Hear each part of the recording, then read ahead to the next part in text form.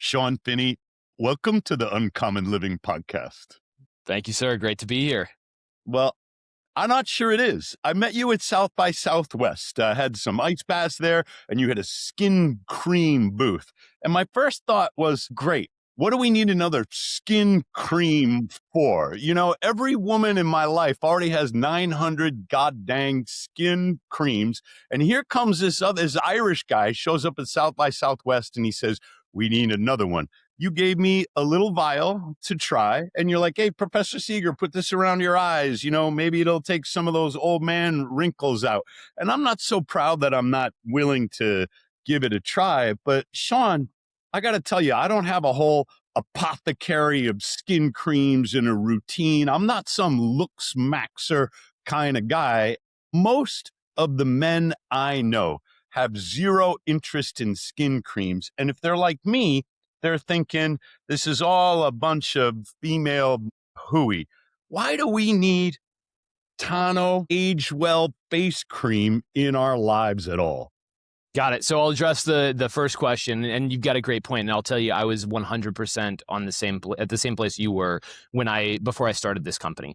Right, skincare for guys. It feels like vanity, right? Like it's classified as beauty, which as a founder in this space, like definitely bothers me. But there are so many brands out there. It seems like every celebrity, The Rock has his own skincare now. All these different people have skincare lines. Why do we need another one?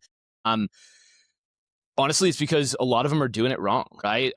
I personally truly believe that skincare has been misrepresented for a long time, and we're trying to change the way that it's done. And the reason I'll say that is specifically back to the beauty piece, right? Skincare started as a beauty vanity thing, right? Hey, you put this stuff on your face. It's basically the same as makeup. It makes you look prettier. Dr. Seager, your skin is your largest organ. Your body uses that organ to process, to deal with external stressors, to deal with radiation coming from the sun, from pollution, from all these different things, damages, bacteria that are trying to get into your body, but we're not addressing it in the right way. You go to the gym and you take care of your muscles. You go eat well to take care of your insides. You take a multivitamin to take care of your body in those ways, but you're probably not doing skincare. And that is the organ of your body that's getting hit the most. And so and for me, all of this comes out of a place of passion, right? When I was 9 years old, I almost lost my leg. So I lived in Brazil at the time and had a really bad injury on a coral reef. We were at this remote beach playing in the waves. Wave crashed on top of me, raked me along the reef, mangled my right leg from my knee to my ankle. Bad enough that when I came back in, I remember leaving bloody footprints in the sand. My dad was going to put a tourniquet on. We were 4 hours from a hospital. I probably would have lost my right leg. But one of the local guys chopped the trunk out of a banana tree, of all things, squeezed the sap on my leg, and it stopped the bleeding like instantly.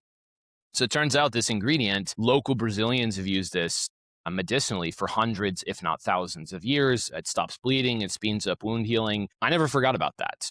I ended up going in the military. I played sports. I wouldn't have done any of that if I'd lost my leg that day. And so me being kind of a bit of a nerd, I kept following this ingredient and blew my mind that nobody ever used it. Tano actually started as a medical company, right? I didn't intend to start as a skincare company. But as we researched the ingredient more and more, are you familiar with retinol? Yeah. Yeah. Well, a little bit.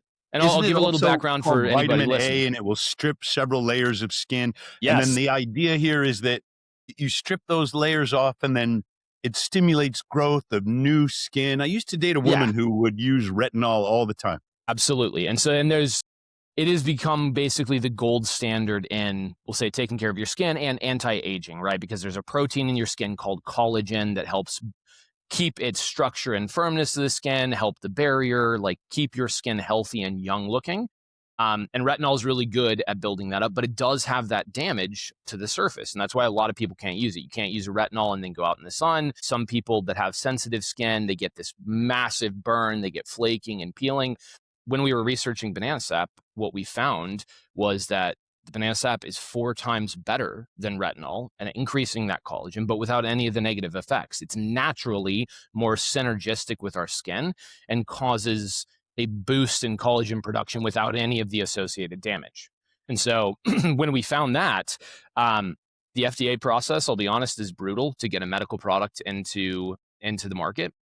And so we were looking at a $30 million 5-year timeline to be able to even get approval to try our first product.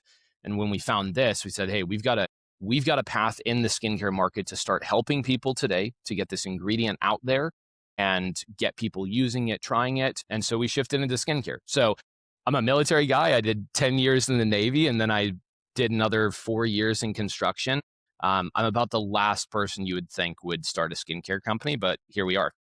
Okay, you're skipping around a little bit I am. here, Sean. Sorry. The story of you as a 9-year-old sounds like it made quite an impression, and I can understand why it would. Your father is caring for you. You're at a heightened state of anxiety, and then it seems like a miracle that this local will pour banana tree sap all over your leg and end the emergency. I can understand why that would last a lifetime. But then what I don't get is you go into the Navy, you're working in construction, and some part of you said, I could do a million things with my life. But what I really want to do is start a medical company. And I think if we're going to understand this, we need a little more backstory. Sean, what the hell were you doing in Brazil at the age of 9? So my dad's an oil man. And so his job was he would go start operations in other countries. His company operates mainly internationally. And so he was basically their startup guy. They'd send him into a new country. He would bring all of us along. He'd work for the first 2 years, get their operation up and running, and then we'd go to the next place. And so I lived in multiple different countries when I was young. I lived in Colombia, Brazil. We lived in Central America for a little while, and then all over the US. And so No we wonder might you as joined the Navy. You were might as well have been a practically raised military family. military brat. Yeah. Yeah, exactly. And so that's why we were there. But then you bring up a great point about, I mean, I just went from construction to this. What it was is I was working for Tesla after I got out of the military, building the Gigafactory here in Austin. I was there from the time it was dirt until the time we were pushing out cars, which was wild to think I think we still hold the world record for the fastest factory online in history. Outstanding experience. Love the people I worked with, but the pace of life was crazy. I have 4 kids now. I had 3 at the time, and 60-hour weeks were pretty light for me working at Tesla. And so a way for me to get out and try something else, and I've always wanted to start my own company, was to get an MBA. And so I got accepted to the UT MBA program.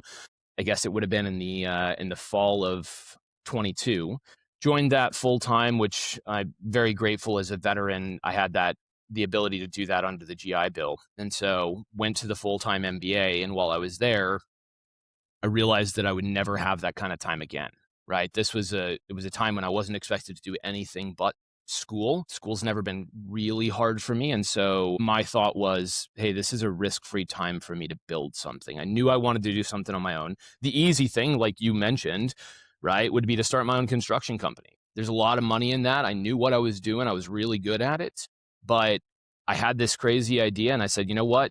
I'm going to try this crazy idea during this like low risk period at the MBA and see if it has legs. And so what was nice is I had mentors, I had different entrepreneurial things, I had pitch competitions that were all available to me there at the UT MBA. And so I really like fleshed out this entire idea and incubated the company while I was a student. I'll say the last year I was there, I was a horrible student. I was mainly focused on building the company, but that's kind of how I transitioned from military and construction into this idea. Sometimes to me, an MPA seems like getting a master's degree in Excel pivot tables or something like that. I'm not an enormous fan. For you, it Yeah. created the freedom in your life. You get MBA with 4 kids. It created the freedom in your life to explore other things, it sounds Yes. like. Yeah. And the grades are nowhere near as important as the exploration and the personal development. But why Absolutely. medical? Because that's what I had experienced, right? Like it saved my leg. It stopped bleeding. What was known about banana sap before we started researching it was it has hemostatic properties. So it stops bleeding as fast as like 12 seconds, even on a significant bleed. It also reduces wound healing time. So if a normal wound would take a week to heal, a banana sap will make it heal in about 2.5 days. And that's been proven in other research. And so based on the prior art research that was out there, based on my experience and then in the military, those kind of combined to like the common sense thing for me was, hey, this is a medical product. To get more specific about it, it was actually intended to be a replacement for quick clot. Are you familiar with that? No. So quick clot is something that we use in the military. It's in all of our medical kits. I say we use. Hopefully you never have to use it, because quick clot is the thing that you use when you get shot and you're bleeding out and you need something to stop the bleeding, and a tourniquet's not going to work. It's a powder, and they've changed the formulation slightly over the past few years, but essentially what it does is you pour it into the wound, it interacts with the blood, and it chemically cauterizes the wound. So you have a lot of this exothermic reaction that creates a ton of heat and basically burns the wound shut. Yep. Right? Okay. It'll save your life, but it's not an enjoyable experience. And when they finally get you to the hospital, they have to pick out all these granules that are still stuck in the wound. And so you end up having to take out, if the normal wound was here, you're taking out an area about twice the size of the existing wound to be able to make sure you get all that quick clot out. And so there wasn't a good alternative in the military for a battlefield medicine situation. My thought was, hey, if we can turn this into a powder or like a heavy cream or something, an ointment, it could serve as a natural replacement for quick clot that could save lives without the damage from that quick clot thermal reaction. And to do that, you would have to go the FDA route. Yeah, or get government grants, which at the time, that was right when grants were starting to get really weird, and so the FDA was really the only route. What year was this? This would have been. We really started pushing hard on it in the, I would say, the fall of 23 going into the spring of 24 was when the research was what we were doing. And you must have, I mean, you're in a university environment, you have access to the library. You must have been curious about how banana sap, what is the mechanism by which banana sap will, Yes. for example, stop bleeding? Can you tell Yes. us about that? Oh, and I got grilled on that all the time, especially as somebody that doesn't have a PhD in biochemistry, right? Like that was the biggest concern people had. Who are you to do this, and how does it work? Do you even understand it? And the frank question is no, right? Like there have been a lot of studies on that, kind of how it affects the clotting cascade in the body. We know that it does two things from a hemostatic standpoint. It, one, interacts with the proteins in the blood and causes some of those proteins to come out of solution, and those kind of form like a matrix at the wound site. So they form like this web. It's called a fibrin matrix. At the same time, it has a vasoconstrictive effect, so it reduces the flow of blood coming out. And so the combination of those two is what's so powerful at like stopping bleeding. Now, from the wound healing acceleration, there are some phytochemicals in the banana sap that actually penetrate deep into the skin or into the wound. And at the lower layers of your skin, there are these things called fibroblasts. And those you can almost think of as like the construction workers of your skin.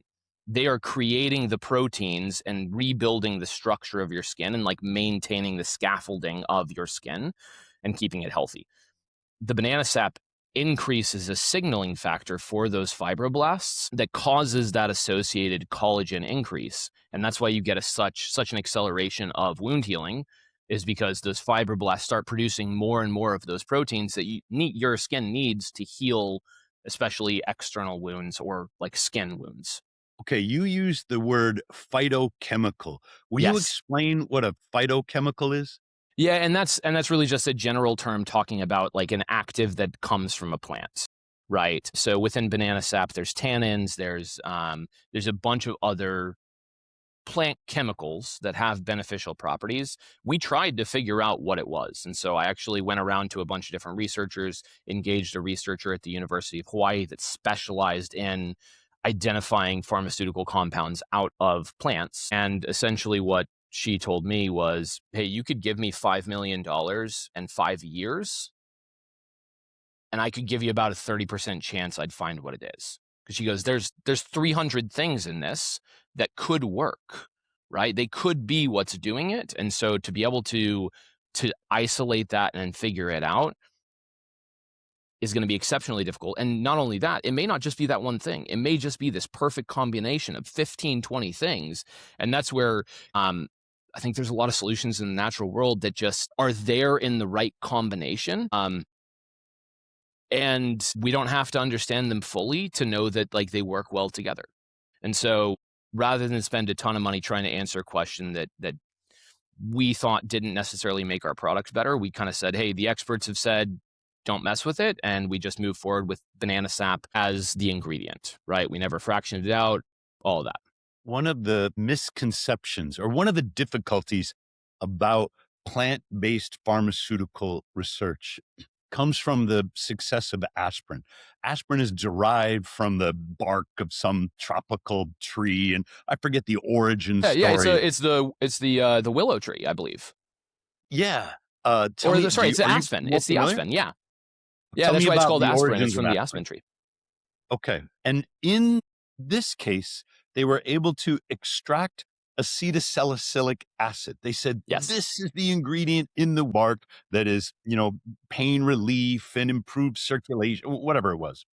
This systemic therapy for the body. And then Bayer, if I'm remembering correctly, Germany was able to synthesize acetylsalicylic acid from Yes. scratch rather than having to extract it. And people were like, oh, this is a miracle. A similar thing has happened with vitamin C and ascorbic acid. We can extract the ascorbic acid from the fruit, or we can just synthesize it in the lab. And this has led people to think that there must be one ingredient in one plant that does one thing inside the body. It's the false metaphor of the human being as a machine. And so they're looking for not the matrix, not the complexity of the natural thing, but they're looking for the next aspirin or the next vitamin C. Never mind that natural and synthetic are a little bit different in the Yes. body. And we already know this. This fallacy of one thing that will do one thing is a pharmaceutical fantasy. What you're saying is that the banana sap is likely a complex, not just complicated, but complex matrix of interacting substances that we should not be extracting, that we should not be isolating in the way that some Newtonian physicist would want to reduce the science to a single independent variable and a single dependent variable to try and get their straight line. Right. Absolutely. And I'll talk a little bit to that point because this is something I feel pretty strongly about. And this is why natural ingredients, I think, haven't been given the time of day. Pharmaceutical companies want to extract one thing and they want to figure out how to synthesize one thing because then that allows them to patent it.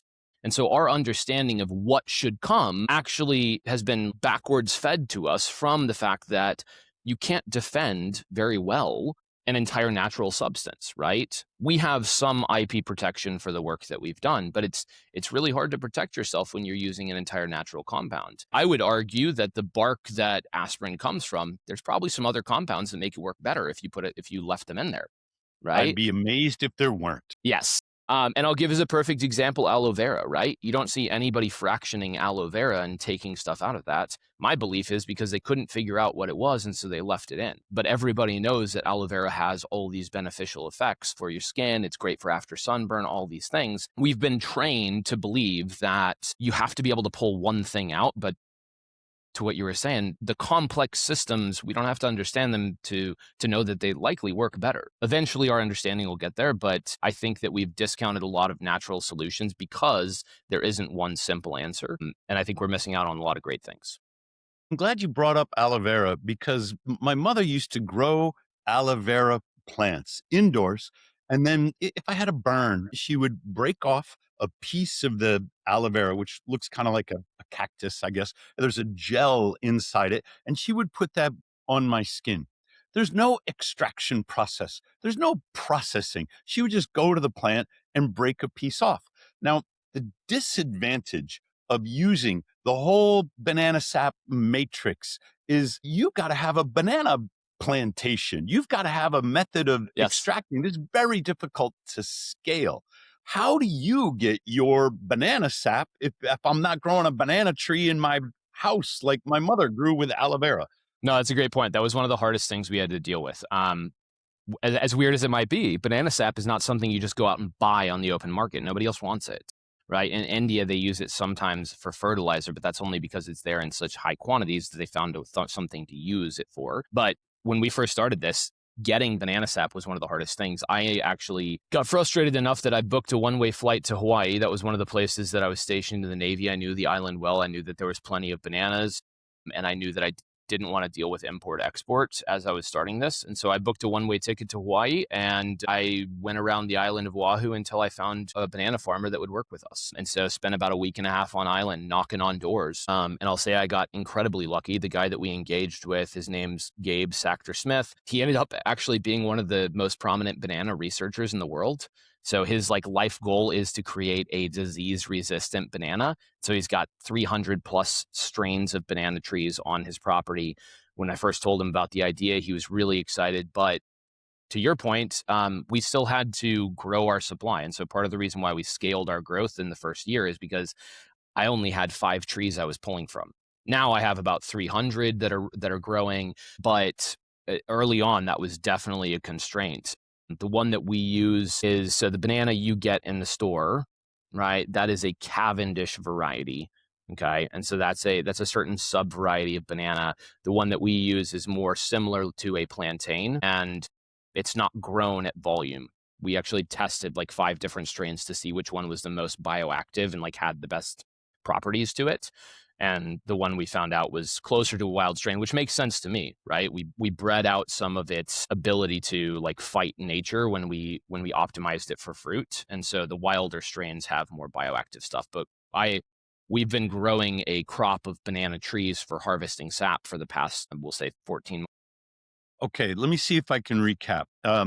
What we think of as bananas is like Chiquita. You go to the Yes. grocery store and you buy one of these green bunches of bananas that's going to turn yellow on your kitchen counter, and they're like glucose bombs. They taste like dessert. And you're saying that is not the banana tree from which you are It's not. extracting sap. It's not at all. You wouldn't even want to eat the fruit we're extracting sap from. So it does make fruit, and it's a banana tree, but nobody is growing these trees because nobody can sell the fruit. Yes, Is that okay? Now, exactly. to get your banana sap supply chain going, you had to grow 300 of your own trees? Yeah. Yep. So we have Now, about 300 of our own trees in the ground at an organic farm that Gabe runs on the north shore of Oahu. What's nice is even at the high active percentages we use in our products, we don't need that much sap in each one of our products. And so what we have now gets us to about 5 million units a year. So now I have an embarrassment of banana sap, but previously it was we were definitely hurting for that ingredient, and that's part of the reason we couldn't scale. I have an image of my grandfather walking around in the woods of Maine with a hammer and a tap and pounding it into the maple tree. And this is a long way from Hawaii. How do you actually extract the sap from the tree? Okay, so first I need to explain one thing. Calling a banana tree a tree, that's what everybody does, but that's a bit of a misnomer, right? Banana trees are actually very closely related to bulb flowers, if you will. So there's a bulb in the ground, a rhizome that grows. And from that rhizome, you have all the fruiting stalks of the tree, right? What we consider to be the trunk and the leaves, right? Banana is a wild plant. That tree will continue regrowing over and over. So the life cycle is you plant the tree, it grows up, it builds up this nice big base, and that there'll be one main shoot, but there'll be 2 or 3 little babies, that come off of that same base. Once that tree grows up and fruits, and the fruit's chopped off, that stalk will never fruit again. It's done.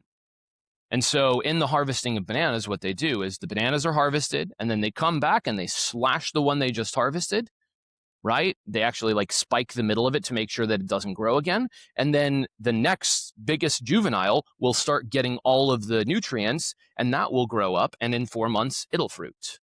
And so what you have is this regenerative cycle of basically chopping out these trees, and then another one pops back up. And so you can keep harvesting these ad nauseum, and they're going to keep growing. Okay, hang on. I did not grow up in oil-rich Central American countries or something like that. I've been to Colombia once. I saw a banana tree. I didn't learn any of this stuff, Sean. And you now have a better understanding of, banana cultivation than I thought even existed. So I'm going to try and relate what you're saying to something that I'm more familiar with. And you're going to correct me if I get this wrong, but it sounds like the banana grows from a bulb as if it were a tulip, as if it were a flower rather than a tree. Okay, it sprouts out of the bulb. Bananas don't grow where we have winter. So there's not like a seasonality to this. It's a constant growth. It fruits. And then what the heck why doesn't it just lose the limb entirely? Why do we have to come along and cut that? It eventually will. It eventually will. After 4 to 6 months, it'll stop pushing nutrients to that. We chop it down because we try to accelerate the cycle for optimizing fruit production, but it will naturally kind of die. It's starting to make more sense to me now. So you chop off of these 300 trees, you'll chop off one of the shoots. Yes. And do you do it after it fruits? No, and that's that's what's nice for us is we do it before it fruits because we're harvesting the sap. We don't need it to fruit before that to happen. And so what we do is we wait for it to get somewhere between 4 to 6 feet tall. And so what you have is you have a trunk of the tree that's about 4 to 6 inches in diameter. And so we chop it off at the base, chop the leaves off at the top, and we're left with this banana stalk, right? 4 or 5 feet long. And then what we do is we run it through essentially an industrial juicer, right? There's a screw juicer that we utilize, and it extracts all of the liquid, all of the sap out of the tree. And then we have a process for preserving that sap because it does oxidize really quickly, right? And so we have to drop the pH of it. We have to get some preservatives into it to protect it against oxidation for transport. But that's how we've had to stabilize it to keep all those like active properties of the sap good until we get it into one of our formulas. Okay, that raises a question. We've got the banana sap Tano Skincare, but Yes. You're saying that it's not all banana sap. There's other stuff in here. And Sean, I think you got to tell me, what other stuff did I just put around my eyeballs? Yeah, absolutely. So the product that you have right there, that was one of the first ones that we came up with. That's our Age Well face cream. And so I'll backtrack a little bit before I go into ingredients. One of the things that I think that's cool that we did, and mainly this is because we didn't know what we were doing and we weren't skincare natives, is we formulated, my belief was if I was going to make a product, I needed to make it work, right? Makes sense. That's a logical way to do it. That's not always how the skincare industry works. The first formulators I talked to, the people that put these formulas together and combine all the ingredients, I couldn't work with them because they kept asking me how much I wanted it to cost. And I said, I don't understand. I want you to make it do these things. You have to tell me what it costs. And they're like, no, that's not how it works. You tell us what it's going to cost, and then we'll put in whatever we can. And so from the start, our formulations methodology and belief has been we make everything to effective level first, and then we price it, which is completely backwards with the rest of the industry. Now, so that Age Well face cream that you're looking at, that has 20% banana sap. Most actives typically go in at somewhere between 0.25% to 1%. So we're drastically higher on the amount that we put into our product. But alongside that, we have a really good vitamin C, hyaluronic acid. Hyaluronic acid is a molecule that binds to water, and so it drastically improves hydration. We also have coenzyme Q10, which is a known antioxidant and helps with anti-aging, and then a ton of really good botanicals. So I'll kind of list them off, but mango butter, jojoba, vitamin E, apricot kernel, rosehip seed, camellia seed. And so you have this product that is basically packed with 15 different things that are going to help your skin. The easiest sales pitch to guys, and you told me your audience is mostly men, so this is what I'll give you. That's a multivitamin for your skin. That covers all your bases. Most of us didn't have or don't have a skincare routine because it's too complicated and there's too much going on. That product covers your collagen production. It covers your vitamin C that you're supposed to be doing, or they say you're supposed to be doing, hyaluronic acid for the hydration, and then all those other botanicals. That's an entire routine in a jar. So that's what you have. The only thing that is not 100% natural in that product is our preservative. And that's because while I love natural, I am unwilling to sell a product that is going to grow bacteria after 3 months. And so we did use a preservative. It's still well under allowable levels in the EU. and they have way more stringent safety requirements than we do here in the US. But that's what you have in your hand and what you just put on your face. Okay, there is something kind of appealing, maybe in a romantic way or something, but there's a story now that I have that goes with Tano. And it's this idea that this Irish guy grows 300 trees in Hawaii, extracts them, mixes them with botanicals and mango seed, whatever. I'm just making stuff up. Jojoba or whatever goes in here is like a whole garden of stuff. Yes. And I'm putting all of that energy around my eyes so I can look good on Instagram. Now, I've kind of gotten over the vanity objection. But when I gave this to my daughter, she said, will it clog my pores? Now, women are obsessive about clogging pores. Yes. And I don't blame them. It must be really important because I've heard this over and over again. How do I know that your jojoba mango butter chamomile, whatever the heck is in here with his banana sap, isn't going to clog my, young daughter's pores and give her acne?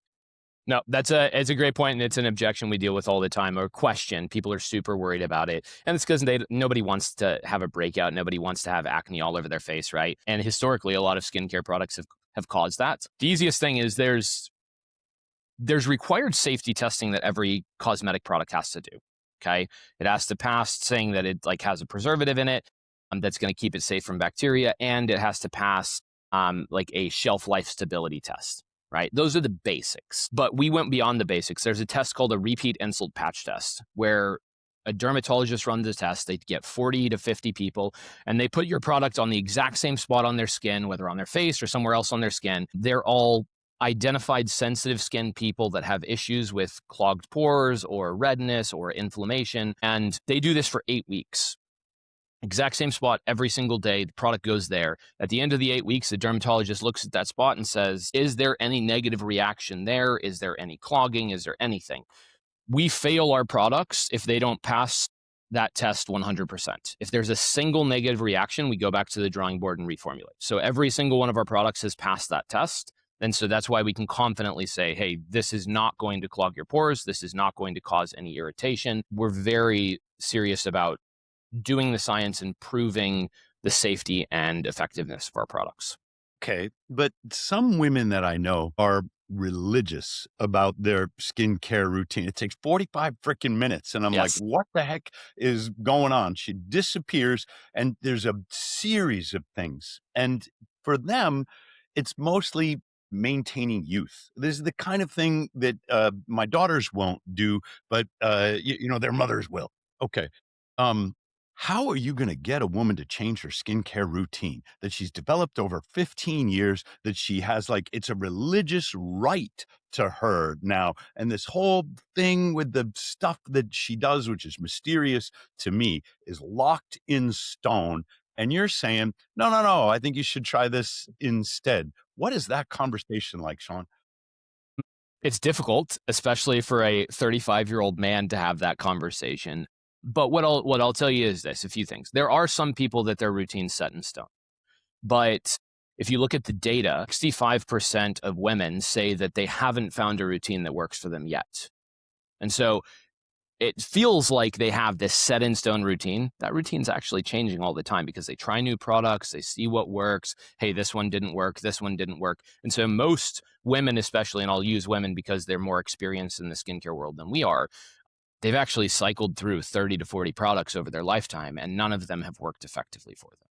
And so the conversation's not as difficult as you would think. What it comes down to is actually, hey, I've been burned before, or I've been duped before by stuff that claimed the world and didn't deliver anything.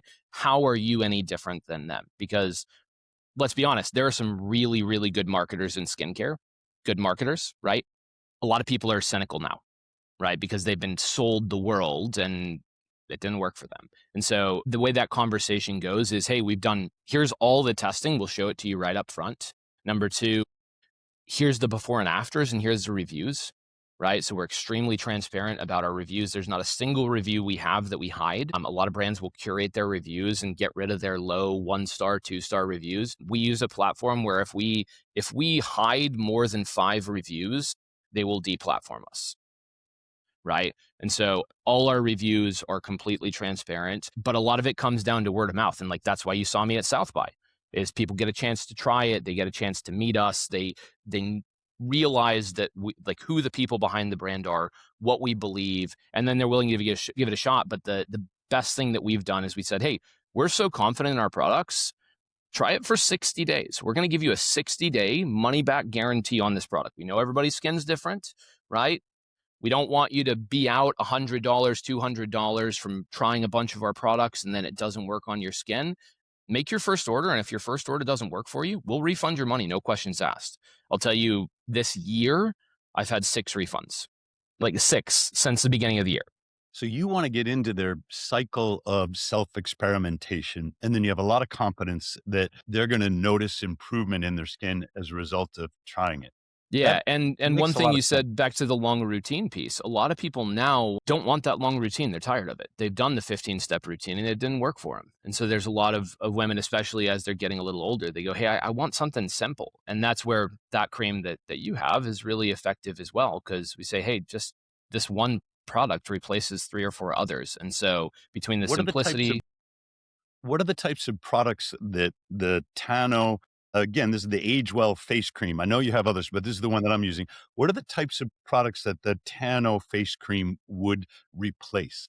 yeah. So what it would replace is, obviously the banana sap is a natural retinol alternative, right? So a lot of people have like a retinol cream or a retinol serum. It replaces that. They have a vitamin C serum typically if they have like an extensive routine. It replaces that. Usually they have some kind of moisturizer that contains a hyaluronic acid or something there. It replaces that. And then if they have, some people will use like a facial oil or something else that has a bunch of botanicals for antioxidant and other vitamins and stuff that your skin needs. It replaces that. And so it's basically 4 products in one. And that's where like we get some feedback sometimes and have gotten pushback saying, hey, your products are expensive, because the large version of what you have is $78. But to buy the equivalent of what you get in that product, even at drugstore prices, is $140, right? Well, you gave me the little trial version, and I went on your website and I bought the $78 version and I shipped it to my daughter in New York because I'd like her to give it a shot and give me some feedback. Her Yeah. skincare routine is not all that complicated. She's in her late 20s and she probably still takes, the youthful appearance for granted. But I think that's the test report that is going to help me understand whether the before after pictures that you showed me in Austin are realizable or reproducible. Are they real? Yeah. And Well, and so that's the one of thing. those, You're also a skeptic, right? Like all of us are, right? You met me in person, you saw the pictures, and you're still a skeptic, right? So there's a big burden of proof that we have to get over with customers. what's funny is I don't want to be a skeptic. It's a Yeah. wonderful story, Sean. I No. want to believe that it works Yes. the way that it does.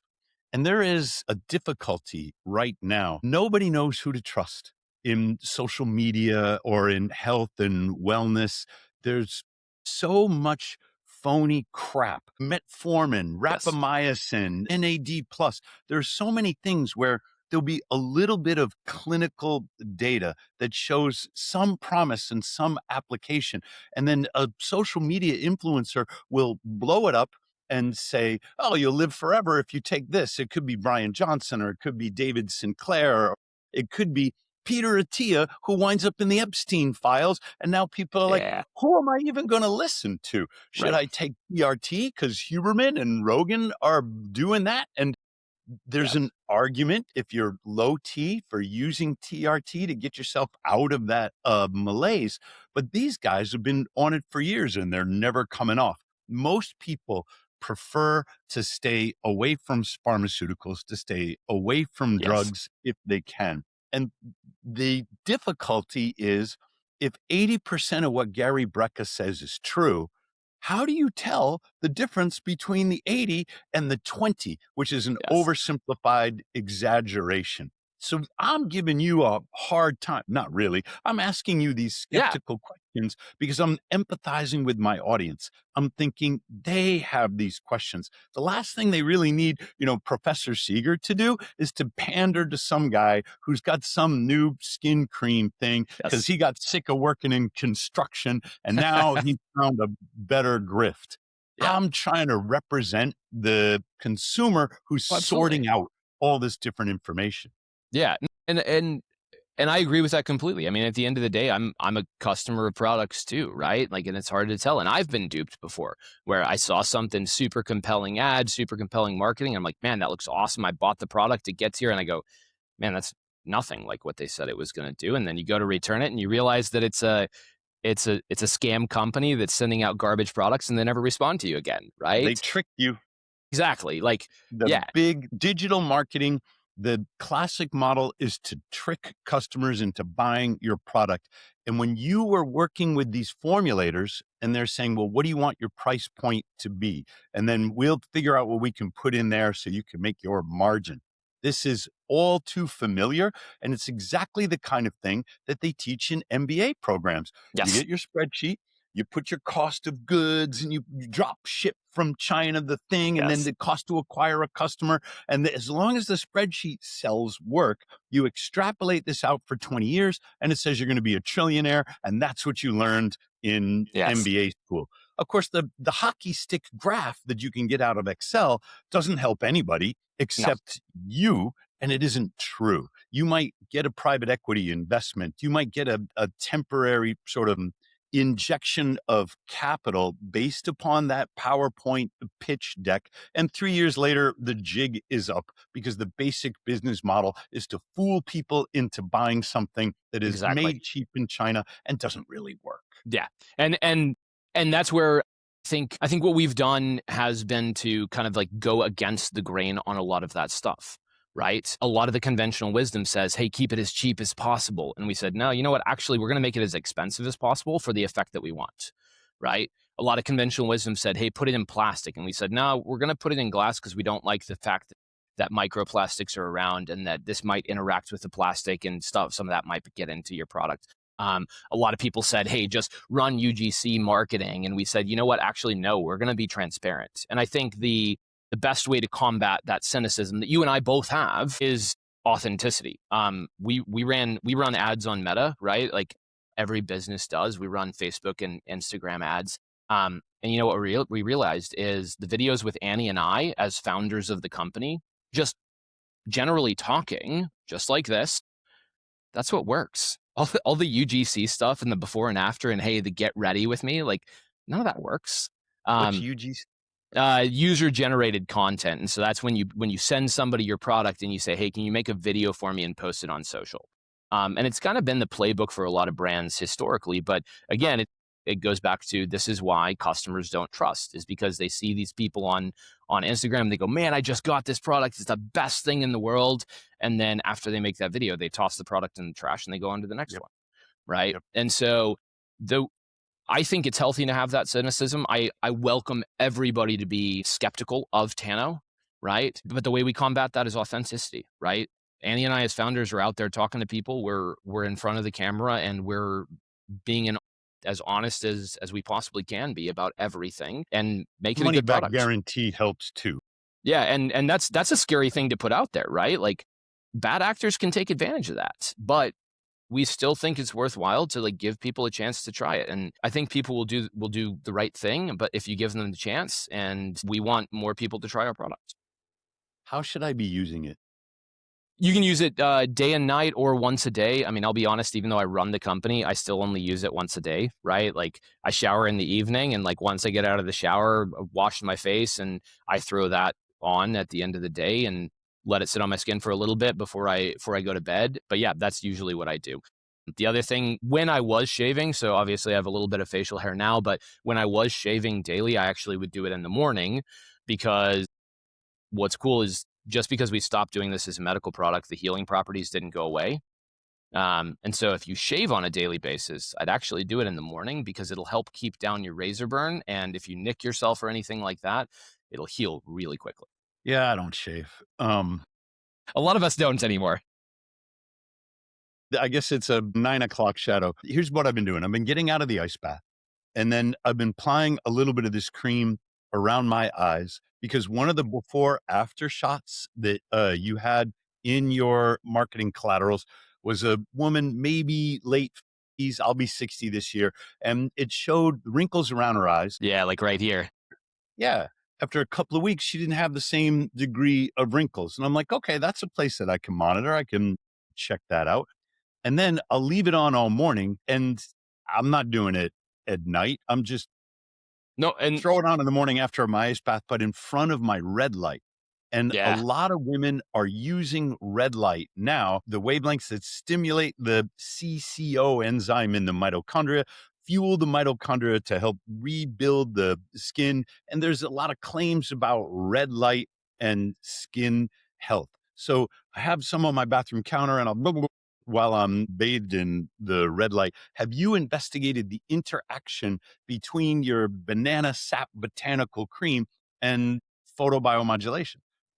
not specifically we haven't, no, but from the research that I've done on red light therapy and all of that, my only thought would be that they would make each other stronger, right? Because the way that the banana sap interacts is, like I said, it goes down to that fibroblast level and it helps increase the collagen production there. The red light is working on the mitochondrial level to increase the effectiveness of the skin at basically repairing itself. And so the combination of those two things are going to work synergistically. That's my belief. It is not backed up by specific, hey, here's banana sap by itself, and then here's banana sap with red light, and hey, there's a synergistic effect.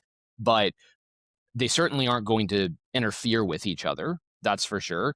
I think there's some really promising stuff about red light and what that can do for your skin. But back to where you said you place it, obviously we do have like the before and after that's super helpful here. Back to kind of our positioning, what I said first about your skin being your body's largest organ, right? Like I would go all the exposed skin on your face, right? Like we wear clothes over most of our body most of the time, but our face gets hit by everything.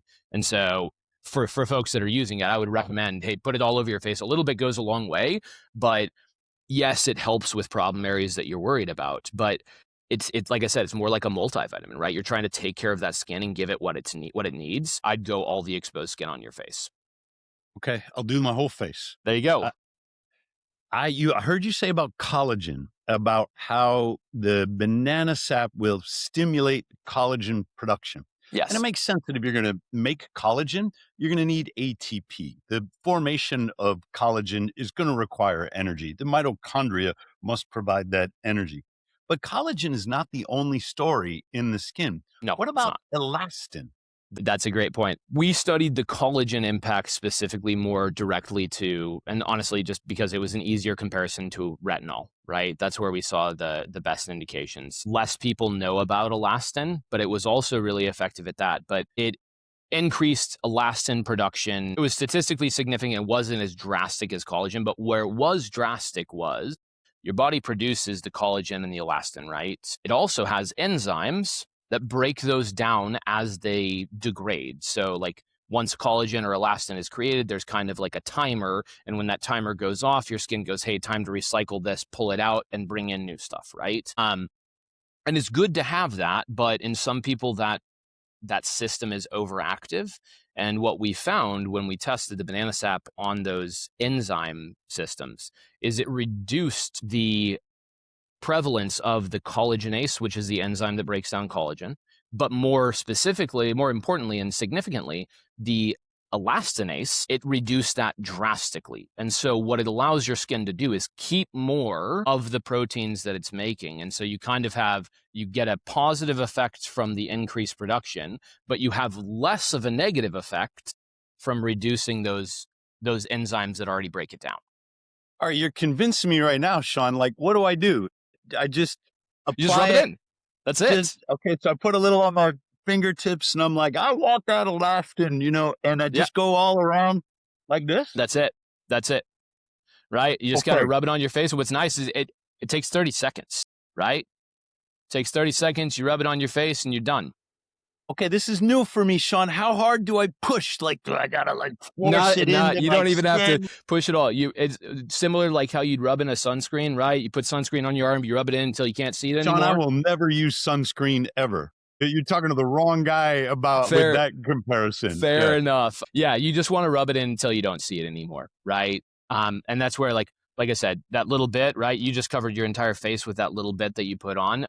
Little bit goes a long way, but you just rub it in until you can't see it anymore. And that's going to be the point when it's like absorbing into the skin. 15 minutes or so, it'll all be absorbed in. Okay, we got to make another comparison. Maybe this is the wrong way to think about it, but one of the things about retinol is it interacts with melanin. It will be used, for example, to remove age spots or liver spots, sometimes they're called. And I have some of those on. I'd rather not have them. I remember my grandmother and my father got them. And I've been thinking, geez, it would be nice if I didn't get what my father had. Is there an interaction between the Tano face cream and melanin? Yeah. So again, I'll caveat and say we haven't done a specific test on this. So everything I'm about to say is observational from customers that have used it, right? But from a theoretical standpoint, collagen production is what turns over your skin, right? So if you increase collagen, that's why the retinoid or like a tretinoin, that's the more intense version of retinol, will help with those dark spots, is because it's helping improve like the turnover timeline of your skin. Banana sap will do very similar stuff.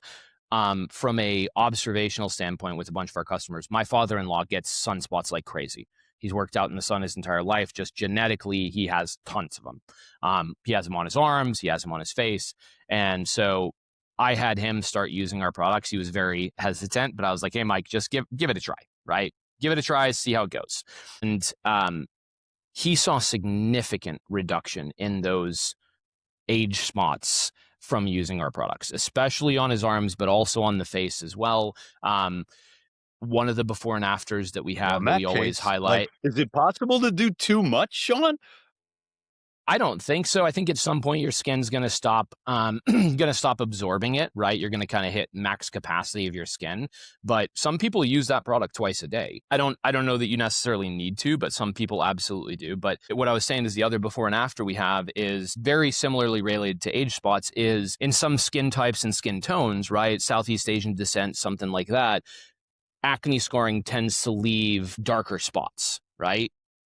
One of our first people that we sent the product to have her make a video, she called us after 2 weeks and said, hey, I'm going to send you some pictures, but you need to look at this.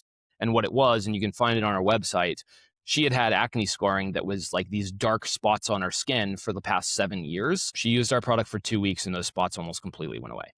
Like it was wild. And so observationally from customers, we've seen a lot of people see benefit from that. We have not specifically tested. The next question is, what are the mechanisms by which that happens? It's not just melanin that would make the spots dark, but we ought to be able to hypothesize about the mechanisms by which the dark spot in an acne scar or in what my grandmother called liver, Nana called them liver spots, Right.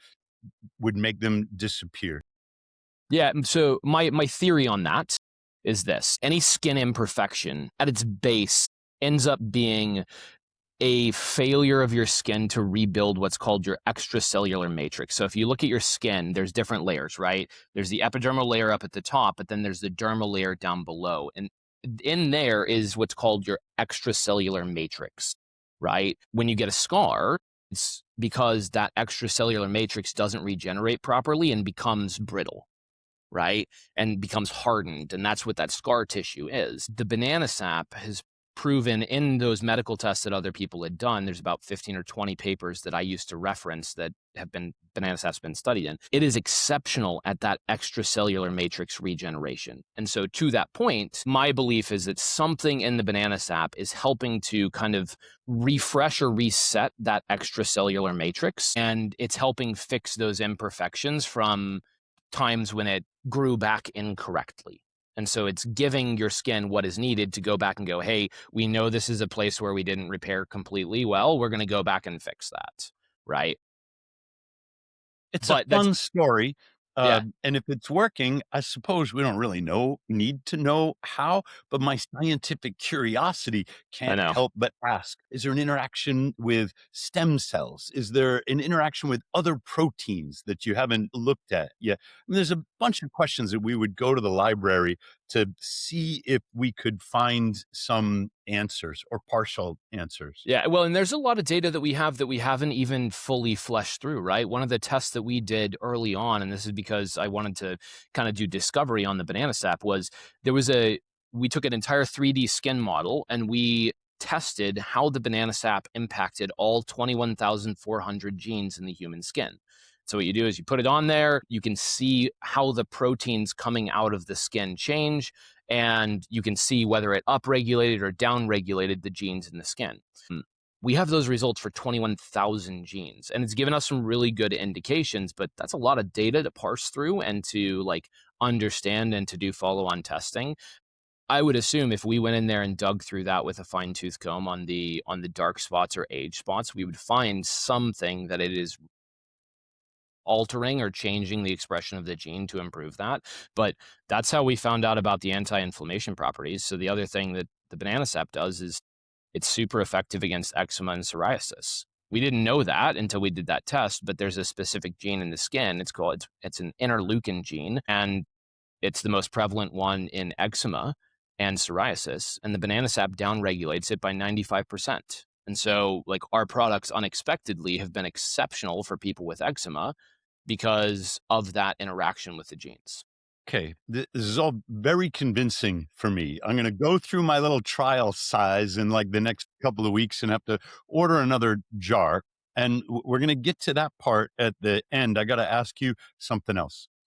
The skin is meant to interact with our light environment. That's the sun, the shady forest, the dark. And it sounds like so far you haven't studied that interaction between skin that has banana sap on it and light. And that's okay. Have you looked at green light and its effects on the skin, even independent of banana sap?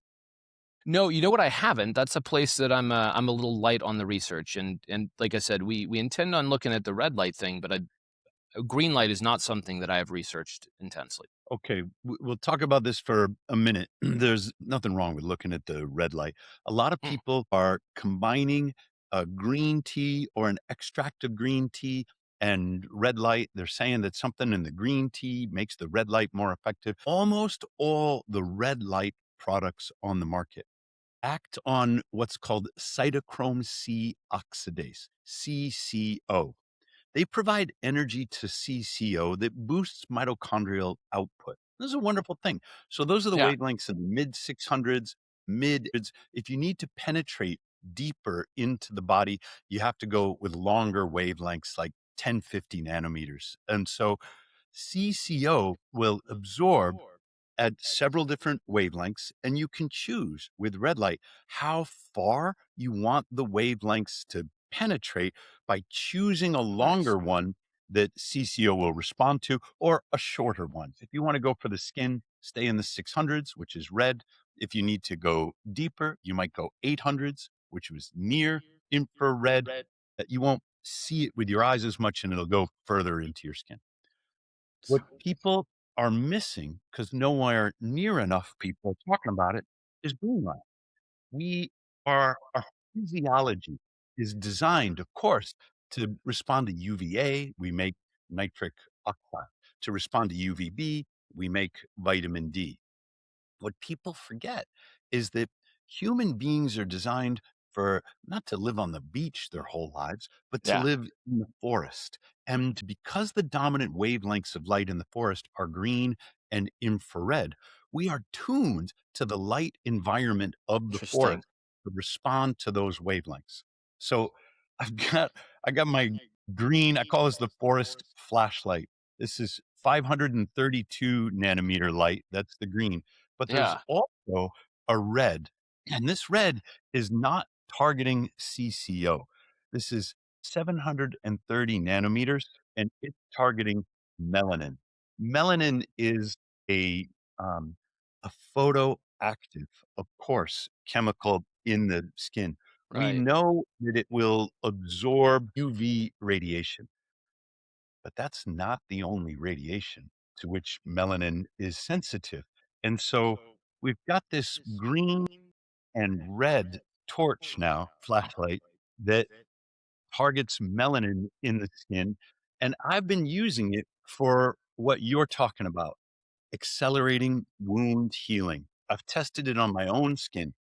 When you and I met in Austin, I'm moving ice baths around and the lids were Yeah. big and heavy. I don't even know what happened, Sean, but I wound up with bleeding from some wound in my arm and another one on my shin. And I hate this because skin does get thinner as we Yeah. get older and it heals more slowly. This is a reminder that if I'm not careful, I'm headed down my father's trajectory of aging. Well, I got home and I said, well, the heck with it. I'm going to try my light. And I put it on there 10 minutes a day in the morning, and the rate at which the inflammation around the scab on my arm went down, and then the skin underneath it healed was incredible. I sent the pictures to a skin care nurse in Mississippi, and she's monitoring the progress. She's saying, "It looks great." I That's compared wild. what happened Yeah, I compared what happened on my arm to what happened on my leg, and my leg was healing more slowly. And people might say, "Well, it's further from your heart." I don't know, there's less Yeah. perfusion, something like that. But after I healed the skin lesion, the scab fell off, I said, well, heck, I'm doing my leg. Took 2 days of treatment for this thing that was healing very slowly to completely seal over. There's no more wound. Now it's just a matter of cleaning up like a little scar tissue. That's I wild. find this amazing. Well, and the thing that I keep thinking, obviously I haven't looked into this, but are you familiar with the Japanese practice of forest bathing? Shinrin Yoku. Yes. And that's what it kept coming back to is, man, there may be a scientific basis for this. If it truly is that green light, exposing yourself to that green light could be the entire basis of that practice. And that's where like my personal belief, to kind of sum up a lot of what I do with Tano and like what I'm excited about in the natural spaces. I think there's a lot of things that we'll call them native wisdom or human wisdom that we've forgotten about, right? Or we can't explain properly, and we're going to start being able to explain it, right? You're going to be able to see what the green light does. Now, I'm going to go look at green light and go see how it might interact with some of our stuff. I think there's a lot of wisdom that we as a species have either lost or discounted because we couldn't prove it. And I think we're in an exciting time where you are going to start being able to prove it, and some of that stuff's going to come back around.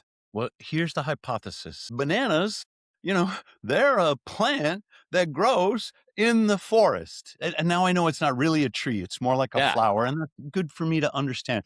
But the dominant wavelengths of light in the forest are green and near infrared. And we forget about the near infrared because it's not visible Yeah. to us. So I've created this flashlight to deliver those two dominant wavelengths of light. And this is just a hypothesis. I'm like, it must, if that's the way it is in the forest, there must be something. And at first, I thought I'd be able to erase the age spots on my skin using the green and near infrared light. Doesn't do a dang thing. The reason I thought that is because when you concentrate green and near infrared in a laser and you pulse the laser at a picosecond rate, people can burn age spots off the skin, and then they take a week or 2 weeks to heal. And I'm like, well, if they absorb the laser light, then the melanin must respond to the Yeah. LED light. But the LED is so much more gentle than Yeah. the laser light that it is not burning off the age spot. Turns out what it's doing is it's supplying the melanin with energy. And this is where mechanistically I want to understand it better. The melanin is able to convert the energy into the light into energy that the cell can use. Everyone in the red light business is targeting the mitochondria, except for my green lamp, which is my photobiomodulation company. I'm targeting the melanin not just by using UV, but by using the forest wavelengths. And so now you're working in skincare, and I'm sort of accidentally find myself working in skincare. And I'm like, I got to have Sean on It's a the part of wellness. It's a part of your health, right? And like that's where I think a lot of guys are going to start moving towards this, and some already have.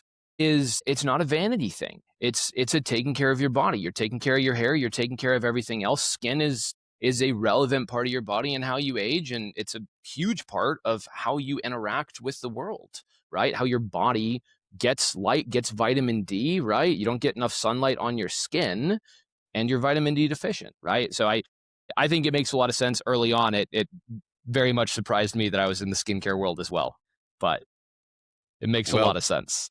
when I was a kid, there used to be advertisements for cigarettes. And nobody looked cooler or more masculine than the Marlboro Man. I don't know if Yes. you're familiar with it, but this guy is like Clint Eastwood in a color glossy magazine because he's the epitome of the Oh yeah, tough he was the cool independent, guy, right? right? Like smoking the Yeah. cigarette. That was the epitome of being a man. Yeah. I'm not sure I want to see him at the age of 70. I don't know what the I don't Marlboro I Man is don't going to look like. actually don't think he made it to 70. Well, I'm determined to make it longer than Yes, he may sir. have. Absolutely. Absolutely. Sean, where can people learn more about Tano? Try the Tano face cream or the other products. Where would you direct them? Yeah, I'd have them go to our website. We have a ton of information on there. So it's Tano, Tano skincare.com. You can also find us on Instagram at the same thing. You just search Tano Skincare. We're the only one that pops up. If TikTok is your social media of choice, we're also on there putting out some stuff. But I'd say website or Instagram is probably the best place to go. That sounds great. Thanks for being here. Yeah, thank you so much for having me. This has been an awesome conversation.